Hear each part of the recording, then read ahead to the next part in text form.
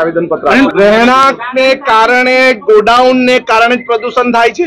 અહીંયા જીઆઈડીસી લીધે નથી થતું। જીઆઈડીસી નું ખરાબ પાણી ક્યાં જાય છે અમને ખબર છે, અને માત્ર આ જ વિસ્તારમાં આગ લાગે છે। શું ફેક્ટરીઓમાં આગ નથી લાગતી? શું ફેક્ટરીઓ બંધ કરી છે? એક ફેક્ટરી મને ઉદાહરણ બતાવો, કઈ ફેક્ટરી બંધ કરી છે? કઈ મહાનગરપાલિકાએ બંધ કરાવી છે? અને આ ચોર લુચ્ચી સરકાર મહાનગરપાલિકા આ બધા ગામડાઓ લે છે, તો જીઆઈડીસી કેમ પોતાના મહાનગરપાલિકા વિસ્તારમાં લેતા નથી? નોટિફાઈડ એરિયા કેમ નથી લેતા? શું અમને મૂર્ખ સમજે છે? અમે મૂર્ખ નથી, પરંતુ સરકારના કાન અને આંખ ખોલવા માટે આવ્યા છે।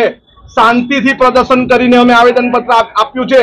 ધરણા પ્રદર્શન કરતા વાર નહીં લાગશે। પરિવારની સાથે બેસી જઈશું અને ધરણા પ્રદર્શન કરીશું। 11 ગામ જે નથી જોડાવાના, અમે કાયદેસરની લડાઈ લડીએ છીએ। અમે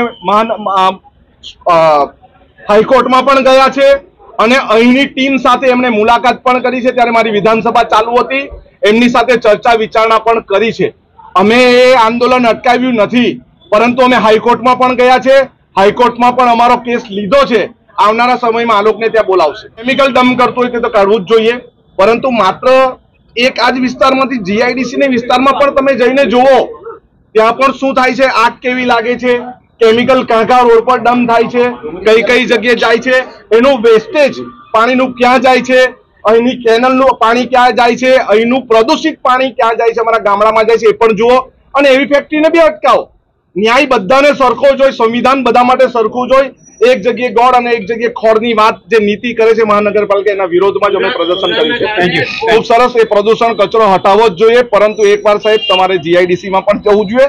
કેટલું પ્રદૂષણ થાય છે અને કેટલા લોકો મૃત્યુ થાય છે, કેટલું પ્રદૂષિત પાણી આવે છે, એના કારણે એનું વાતાવરણ કેટલું બગડે છે તે પણ ધ્યાનમાં રાખવું જોઈએ। એવી જ જોઈએ એનઓસી, અને એમની સાથે તમે મીટિંગ કરો નહીં। મહાનગરપાલિકા કેમ મીટિંગ કરવાથી ગભરાય છે? જેટલા ગોડાઉન વાળા છે એને બોલાવો, જેટલા અહીંયા જીઆઈડીસી વાળા છે વીઆઈએ બોલાવે છે, વીઆઈએ ની ટીમને બોલાવો અને એમને ગાઈડલાઈન આપો, અને એમની ગાઈડલાઈન નું કેટલા પાલન કરે છે તે પણ જુઓ, અને એને પણ પોલીસ પ્રોટેક્શનમાં જઈને બંધ કરો।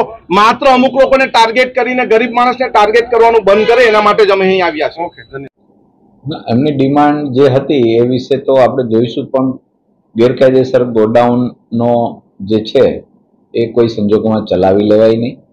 એ લોકોને આપણે પૂરતી તાકીદ કરી હતી, સમય પણ આપ્યો હતો કે તમે સ્વેચ્છાએ હટાવી લો, ના છૂટકે કોર્પોરેશને એમને ફોર્સફુલી હટાવવાની કાર્યવાહી કરવી પડી છે।